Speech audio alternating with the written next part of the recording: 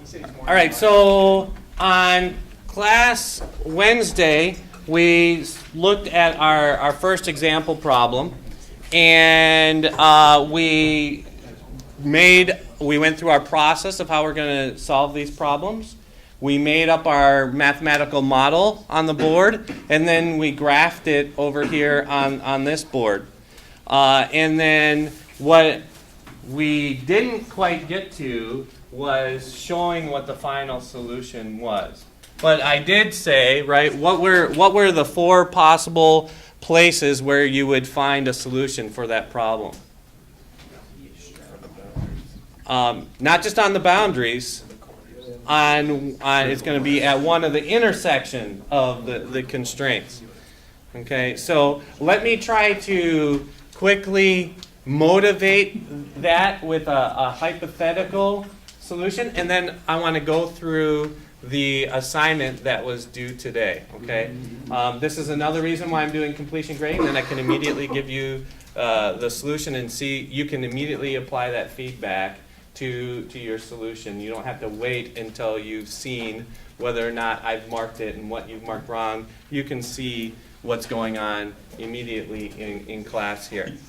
So if we've got some graphical model right here, and I'm just going to do a maximization problem, and so let's say I've got a constraint that looks like this, a constraint that looks like this, and a constraint that looks like this. And these are all inward facing. So our feasible region is in here. Okay. If we take our objective function, it might be something like maximize 3x plus 4y, or something like this. The difference between our objective function and all our constraints is that it doesn't have a right-hand side to it. Right? The other ones are something like subject to 4x minus 2y has to be greater than or equal to 15, or something like that. Right? So we've got both a left-hand side and we've got a right-hand side to our constraint here. Whereas our objective does not have that right-hand side. So we might arbitrarily assign that value and get a profit. So and that would end up getting a line that looked maybe something like that for some profit. And if we increase that profit, the slope of that line is not going to change. It might look like that. And then we increase it a little bit more, and it's not going to change. It's just going to move outward. So what's going to happen is we're just going to allow that profit line to slide. And if I keep this perpendicular, in this case, this is the last point inside that feasible region that has a line with this slope that intersects with it. And so because of that, this has to be that maximization point.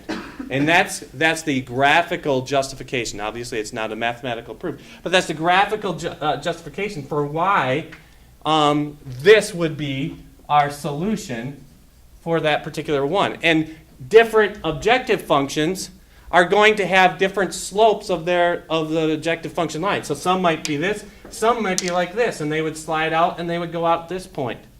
And so depending upon the slope that we get for this line right here, it's going to change which point within this feasible region that the slope of that objective function is going to slide right on out and through, and that's going to be the point. Now there are some degenerate cases. You could get an objective function that ends up being exactly parallel to this line right here. Right? And so now, in that case, you don't just have a solution, you have any number of solutions along that line. They all have the exact same value as each other. So in that case, any point along this segment right here would all have the same profit, and they would be all equally valid. That's technically possible to do, but doesn't happen very frequently. All right. And typically, I will try to give you problems that don't run into that degenerate case, but you can run into that case when you're creating models of your own. And in that case, you're going to pick a solution that I don't know, maybe you've got some other priority that's not represented in your math model that makes you choose one point over the other. But from the model that we've given, there's no reason to choose one over the other. They're all going to produce the same profit, the same costs, the same distance, or whatever it is we're measuring. All right, so that's why we, even though we haven't talked about a specific mathematical solution to these models, you can come up with a solution in these, at least during this first couple weeks of classes, by doing a graphical examination. Now, that means if you've got a really tiny graph that you plotted on your paper, it's going to be really hard sometimes to tell where it goes out. Go ahead and use some paper and make it big. It will make it easier for you to see the slope of the lines for your constraints versus the slope of the lines that represent your profit line. And then it'll be easier for you to extrapolate where they go. But it's always going to be somewhat of a guess if the slopes are similar between your profit lines and your constraint lines. And that's why we don't want to stick with this method. It still ends up being a guess. So we will move away from the visual examination solution to an exact mathematical representation solution.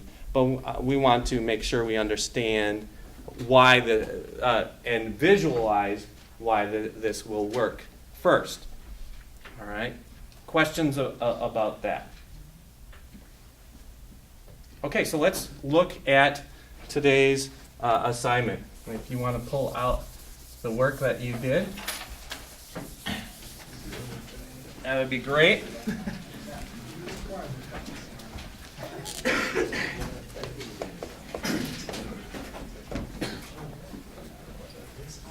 Okay, so I want to make sure, I said I would do this on Wednesday. I'm going to harp through our steps, our process. So what did we say the first step in our process is?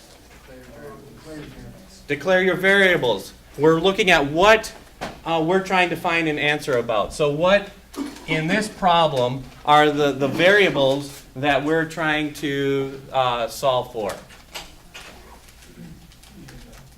E and L, I use the same letters, but I want to make sure they meant the same thing. What is E referring to?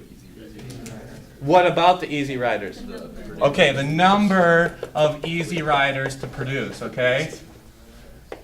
Because some people may think this is the total sale price for all the easy riders, right? We want to make sure that we're talking about the same thing. What does L then represent?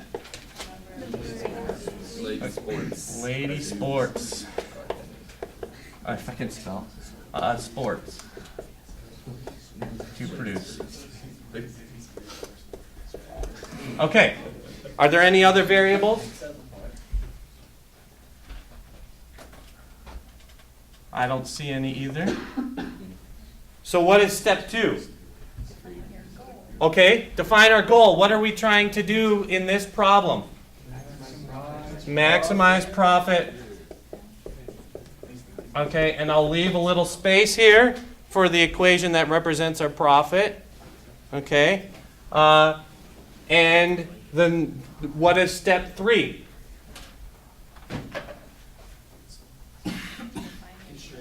Define our constraints in terms of what? Okay, so define our constraints in terms, in this case, of E and L. Okay, so someone in the back table over there, give me one of the constraints that you had. 6E plus 3L is less than or equal to 2100. Okay, and in English, what does that constraint represent? So 6, it was like the time required for the ED rider, and then the time, plus the time required for the lady sport or whatever, and then it has to be less than 2,100 hours or something. Right, this is how much hours of manufacturing we have available to us. Right, so this is the English, this is the math. They mean the same thing. Back in this corner over here, give me another constraint. 2E plus 2.5L is less than or equal to 1,000 hours. That's the assembly and test time. Okay, and that's hours of assembly. And testing. All right. Up front here, give me another constraint. E has to be greater than or equal to 0. Okay. And what do we call that? And I'll add L here. Common sense. Yes. Seriously. You can't make negative numbers of bytes?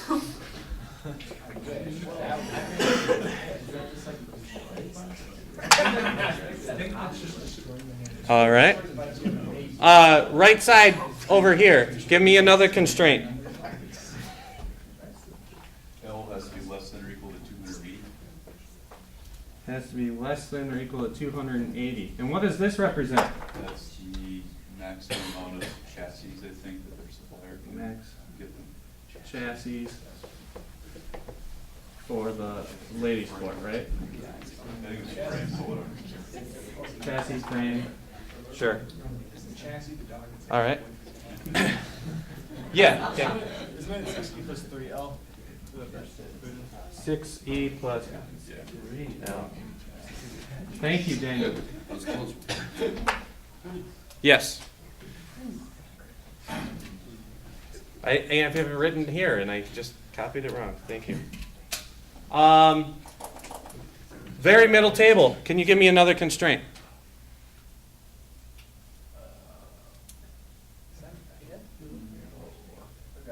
No. Good. I can't. Okay. All right. So these are our constraints right here. All right. So then, what is step 4?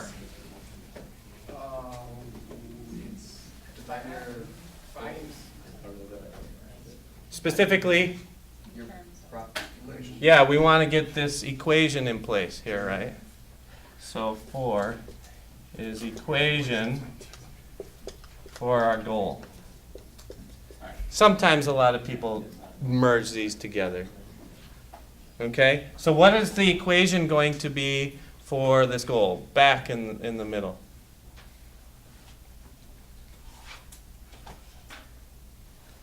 Uh, 2,400E plus 1,800L equals profit. All right? Okay. So since we don't have a numerical solution, let's go ahead and graph this. All right? And I'll do it over here on the side again. All right? I did bring multiple colors this time, so let's...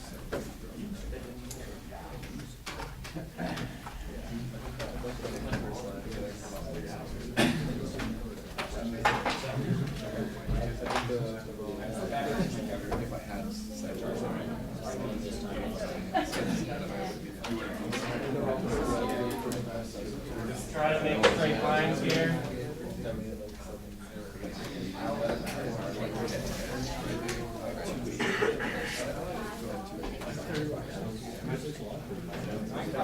All right. And then I blow it completely by guessing these.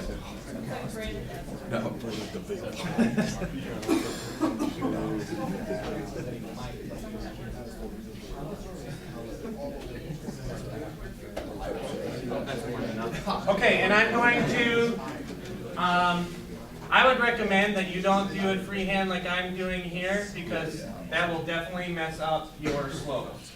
Okay? Graph paper is really going to be helpful to you. Okay?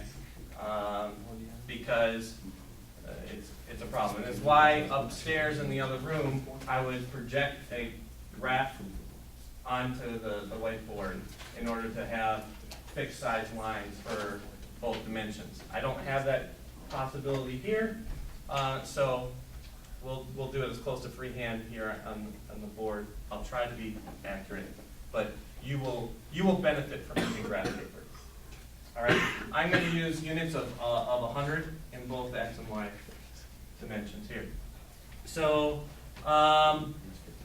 what should we do on our x-axis?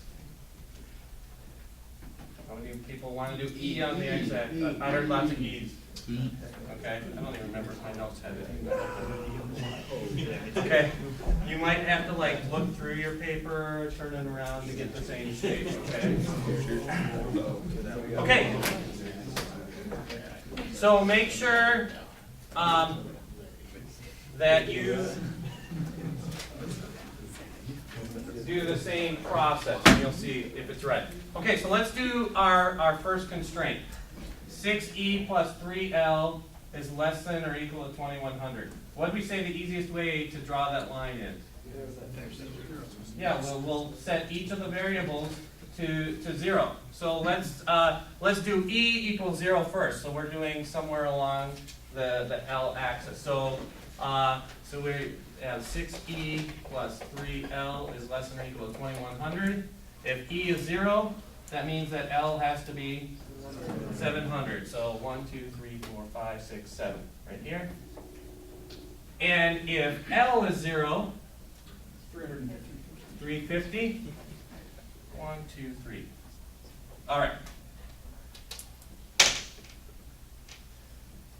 And what direction should we be on this line? Should we be to the right or to the left of this? To the left, because it's a less than or equal, right? All right, let's do our next line, which is 2e plus 5 halves L is less than or equal to 1,000, right? So if E is 0, then L is what? 400. Yes.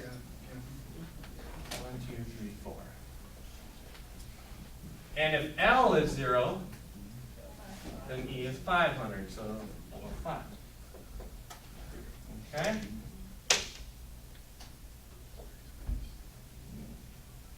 Okay, and what direction should we be in relation to this line?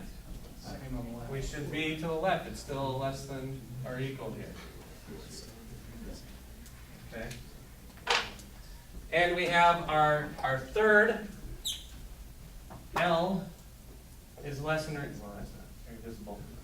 Less than or equal to 280. So what kind of line is that? Straight. That's straight. Yeah, they're all straight. Oh.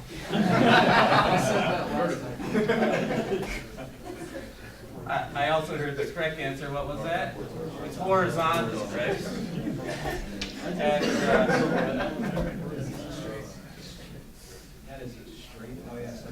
and what direction do we go with relationship to that line? It's also down right here. Okay. So I'm not going to draw it in because it's already in with our axis. Our logical constraints are already bounding right here. Right? We're in the first quadrant. Okay, so the feasible region then is this section right here. Okay?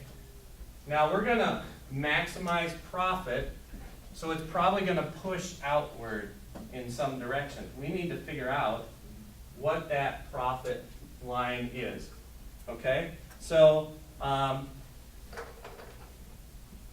profit, we already said, is 2400 E plus 1800 L is our profit. So let's just give some arbitrary profit. Let's say we want to have at least 50,000. Let's make it a multiple of 6. Let's say we want $48,000 of profit. Okay? Let's see where we could satisfy that. So we're just going to arbitrarily set that to 48,000 here. And we're going to draw that profit line just like we did our constraint lines. So we'll do the same thing. What if E is 0? Someone help me out if you have got a calculator. What is 48,000 divided by 1,800? You like 480 better? A little better, yeah. Okay, a little bit bigger? I'm fine with that. So, 480,000. What's 480,000 divided by 1,800? 266? 166? Okay. Okay, 266. So that's about here, right? Roughly speaking. Now, if L is 0, what's 480,000 divided by 2,400? 200. Okay, which is right here. Okay, so that is this profit line right here. Okay, so any of the points on that line would make us $480,000. Okay, so let's bump the profit up. Let's go for $750,000 now. Okay, we know we can make more, right? We can move up in this direction right here. Okay, so where's that line going to be? Someone again with the calculator. If E is 0, what's 750,000 divided by 1,800? It is 416. 416. That was 16. that was if L If E was 0, sorry. if E was 0. So 4 1. Did I put these in the wrong direction? That's good. We'll see real quick. So they better be parallel lines. 416, you said? Yes. 416. And if So there we go. That would be 312. 312. Yeah, that can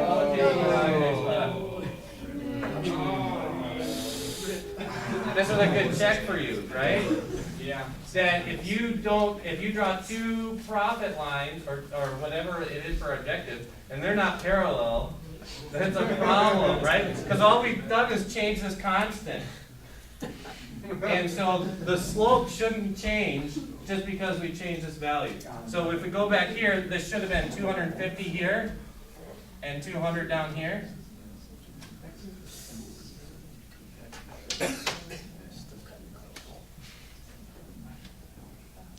Okay. And then here,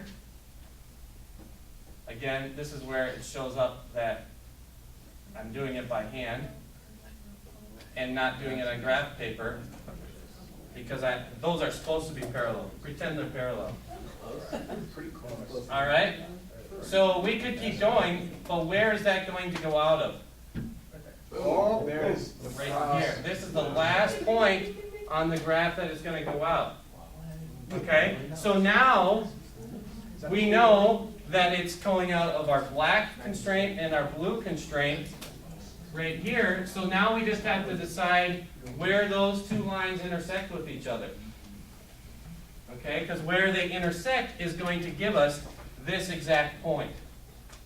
The E and L values for that exact point. And if we do that, I don't want to, this is going to be a prerequisite quiz. If we do that, I have the value for P, but I don't have the values for E and L at that point. 250 and, okay, so E equals 250 and L equals 200. By examination, that looks about right. All right, yes. Wouldn't it be easier to just find the four corners and then plug them in and see which is the highest? With only three constraints, that might be true. Okay. But think about 50 or 100 Okay, or gotcha. 1,000. You have to check all the possible intersections of all your different constraints. Because the profit line is still a guess, right? No, that's, So I are you just mean, using that to like narrow it down? you're using the profit line to see exactly where it comes out. So you know it did come out of here. It has And then you it. just had to find that? Yeah, Okay. just the intersection of those 2 points. Okay. So that's the other thing is you don't have to compute the intersection of all these things and then figure out what the profit is at that point. Okay. Right, so we can plug these values in to our profit right here. And that should give us $960,000 right here. All right, so if you got that, then your homework agrees with me. All right. All right, so that is the strategy that we're going to start off doing here. And so I want you to be able to visualize this. They visualize these profit lines moving across the graph, and they're going out somewhere. They're in this case, they're going out at this intersection point right here. But if we changed our profit line, it might change it. So, so for instance, if I did change it from $2,400 for the Easy Riders and $1,800 to the Lazy Sport to $2,000 and $2,500,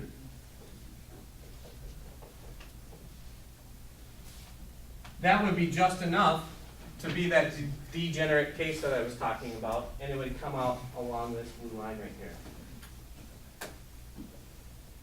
Okay, and then you could just pick whichever intersection you wanted there to compute.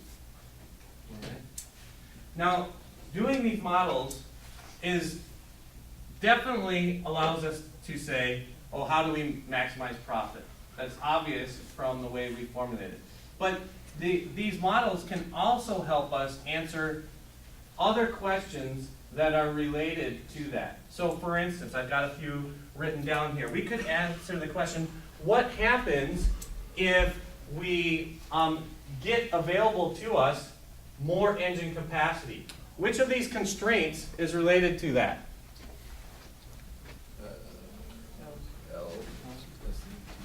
It's this one, right? How much engine capacity do we have to manufacture? What happens if we have more hours available to us? How is that going to change the answer? So if somehow that option becomes available to you because let's say some machine broke down and you have workers available that you can put on there, is that going to help you with your profit? Because you've now got more hours to manufacture that. Or should you just send them home early? What happens if you now have research and development money that you can invest in your company? Should you apply it towards this or that? Which one is going to result in a higher profit? Okay? And you can answer that kind of a question. So you can be forward-looking. Well, I think, we only got this many hours. We should make this more like that. Well, that's a think. Let's plug it into the model and see how the model is affected by making that change. And in fact, we don't have to plug it in. What we'll see is we'll talk about an idea called sensitivity analysis. In other words, how sensitive is our solution to changes in different values of these constraints, like these numbers right here. So if I change this number, is that going to change the overall solution? If I change this number, is it going to change the overall solution? And how? Which one is going to impact it more greatly?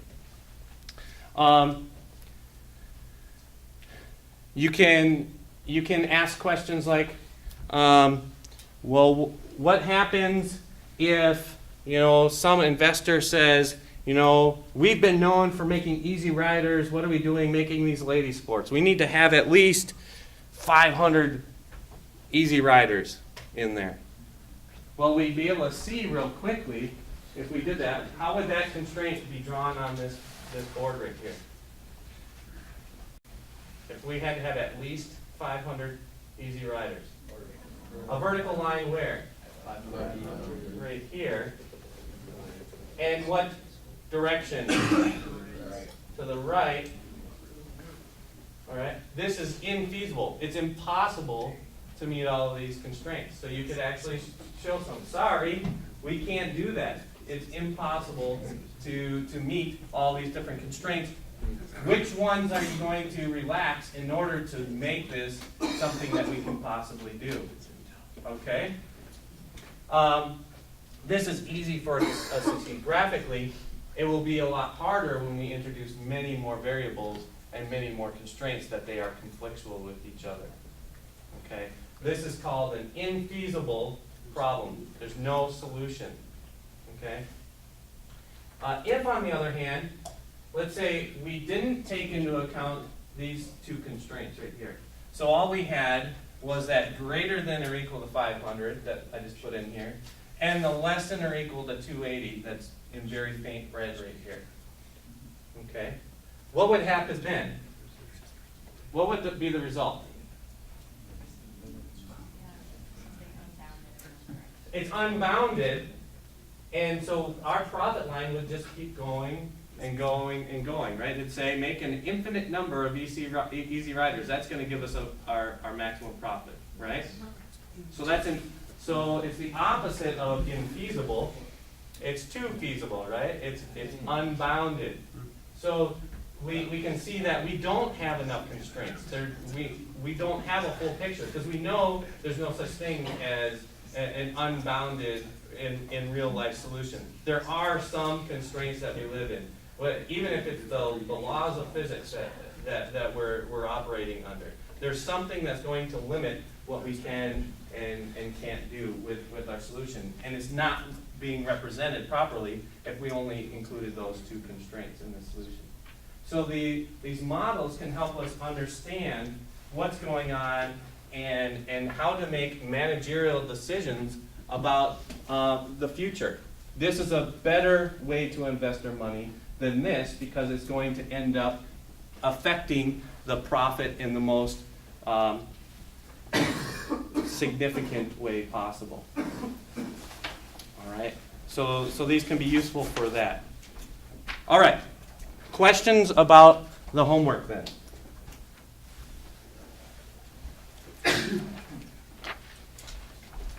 All right. So let's talk about a new topic for today then.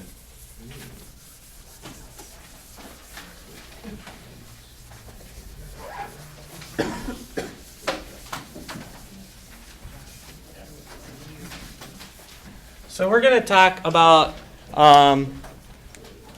a new type of variable called a slack variable. And we will also talk about a surplus variable right here.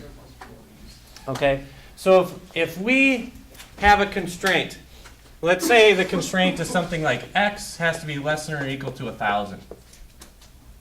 Okay, so that means we can go up to 1,000 units, 1,000 hours of people working, 1,000 amount of, if we go to the previous example, we had 1,000 chassis available to us, or whatever the case is, we go up to that amount. The slack is a way for us to represent how close we are to hitting that constraint. And so we're going to do is anytime we have a less than or equal constraint in our model, we're going to transform it into an equality constraint by adding a slack variable. So in this case, we would do x plus s1 for being the first slack variable is going to equal 1,000. So just like before, we will fill up x as full as we can, and everything else, the slack is going to be taken up by s1. So we force the combination of those two to equal that constraint right there. So that's why it's called a slack, because it picks up the slack. It picks up the difference between what we use and what we could have used in this particular constraint. Okay, so all of our less than or equal constraints will look like this. I will always use a subscript equal to the constraint, the ordering of the constraint. So the first constraint will be S sub 1. The second constraint will be S sub 2. The third constraint will be S sub 3. In addition to this, that slack variable also has to be non-negative. If we allowed this slack variable to be negative, then we could cheat and make this 1200 and make this negative 200 and meet our value of 1,000. So we can only allow positive slack right here. Okay. Question? Yes, Adam. Why do we need to do this? Because we want to, that's a very good question. Think about the systems of linear equations that we solved at the beginning of class. They were systems of equations, not systems of inequalities. So we need to transform them from inequalities to equations to be able to solve them. But maybe like redundant, but like we solved that when they were inequalities. Why does it have to be different? Because we need to be able to formulate it for a computer to be able to solve it. And the computer's not going to do it graphically. It's got to formulate it as a linear algebra problem. All right? Surplus is very similar to slack. And that is, if we've got some other variable, I'll call it y, and it's going to be greater than equal, and I'll do 1,500 just to make it different here. We want to make the same kind of transformation from an inequality to an equality. So what do you think that transformation might look like?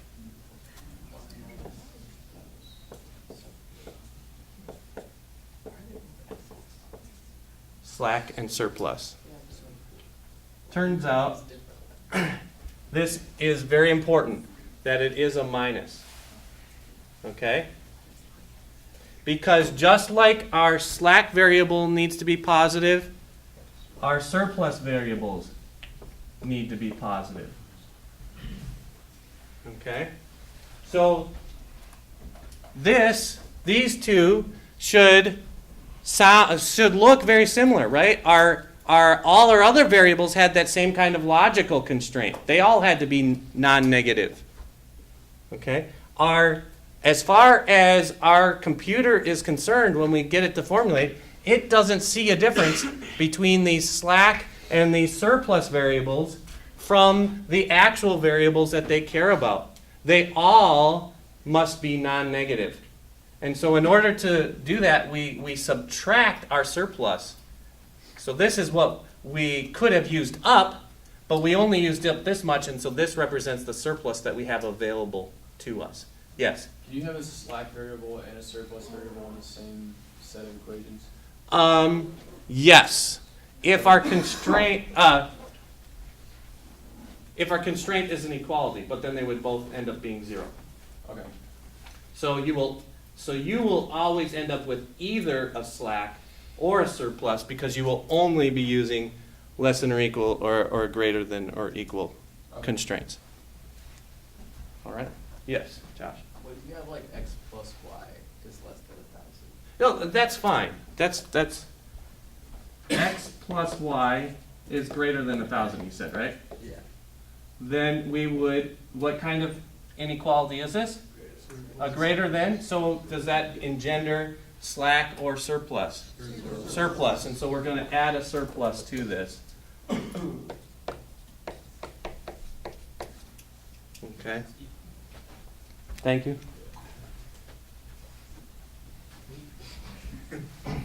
A crooked equals. All right. Yeah, so all we do is add a slack or a surplus variable depending upon the direction of the inequality. It's super easy. It looks like a lot of extra work, but we have to get this to enably formulate it in a way that we can mechanistically solve the problem.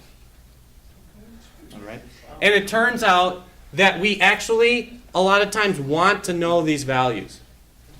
Oh, I'm doing an airline reservation. I've got surplus seats available to me. I'd like to know that because maybe I can put a discount on those seats and sell them and make some profit rather than no profit on them. Okay. Or there is slack. I don't need to be providing that much work to produce this product. Why am I paying my workers extra?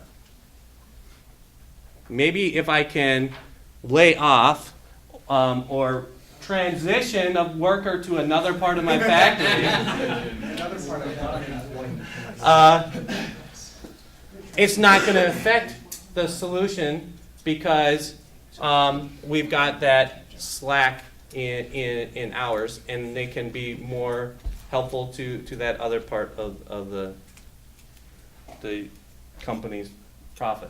Yes? If the goal is to remove inequalities, are we not introducing inequalities for each one that we remove because each slack or surplus variable has to be greater than or equal to 0?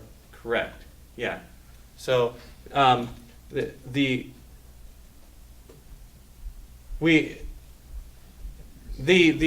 requirement that all the variables are non-negative are the only inequalities that we preserve. Okay. Yes.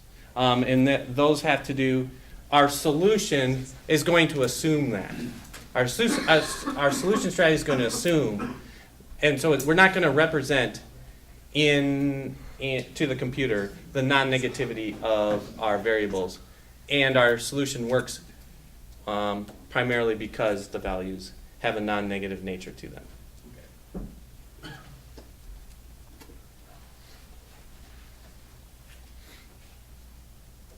Okay, so the next step that you would add to solving these problems is converting your constraints with the inequalities into what's called standard form, which removes the inequalities and adds your surplus and your slack variables so that your solution is represented as a series of equalities rather than inequalities. And that is what you would then plug into the computer. So let's go ahead and turn your books. I see most tables have a book at this point, so let's try to share books if we can, to problem 236.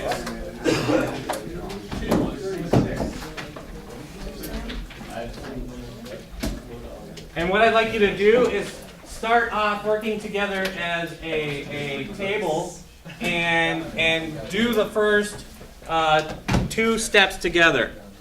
What did we say those first 2 steps are?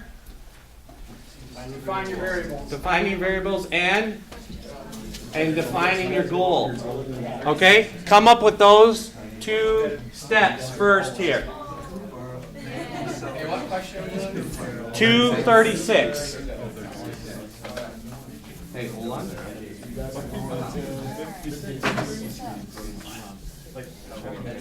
Chapter 2 in the back of the chapter, exercise 36.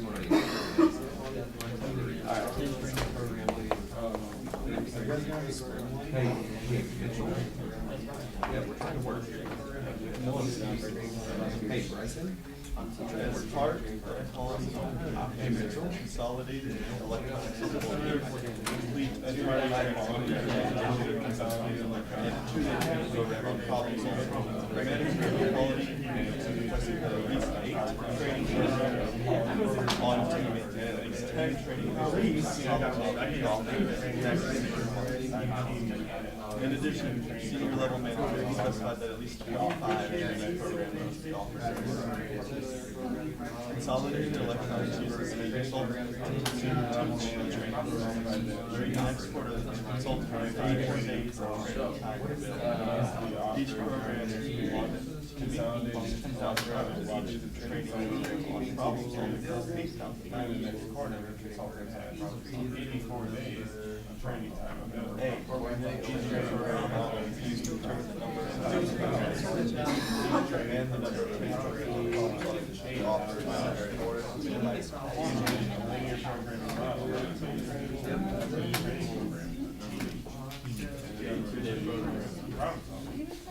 The author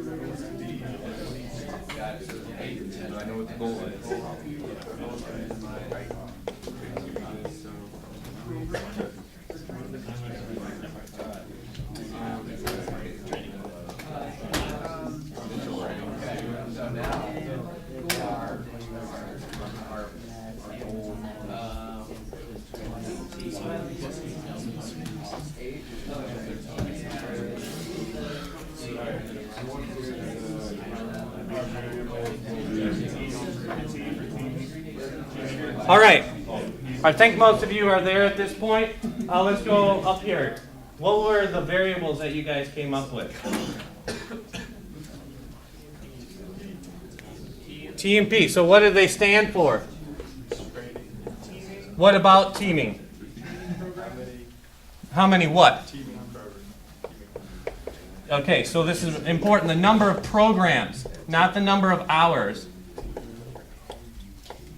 And P is the number of programs for problem solving. Okay, what's our goal? This group up here. Minimize the cost.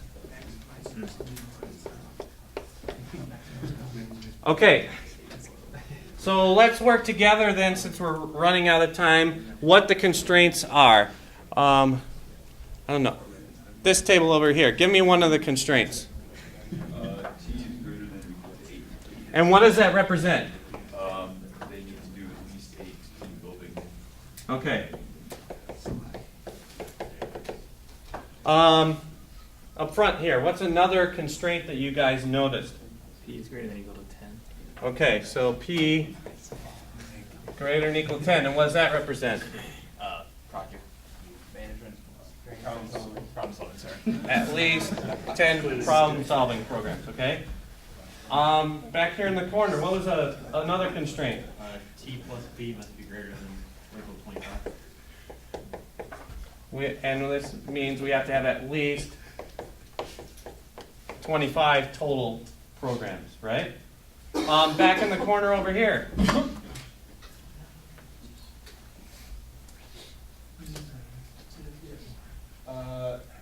3T plus 2P is less than or equal to 84.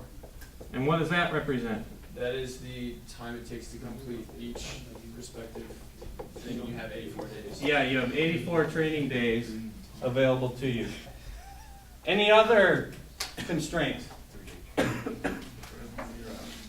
Yes, we have our logical constraint. T and P greater than or equal to 0. Okay? So let's go ahead then and grab a different color marker real quick and transform these from inequalities to equalities. So what kind of inequality is this? This is a greater than or equal. So are we going to add a slack or a surplus? Surplus. So is that addition or subtraction? Subtraction. So we're going to do minus S1 right here. Okay. How about here? Greater than or less than? It's a surplus. So we do minus S2. Okay. How about this one? It's another surplus, so minus S3. And this one is a slack, so it's plus S4. Okay, and that's what we call, and what S1, S2, S3, and S4 are all non-negative. All right? That is what we call the standard form for our solution. Okay?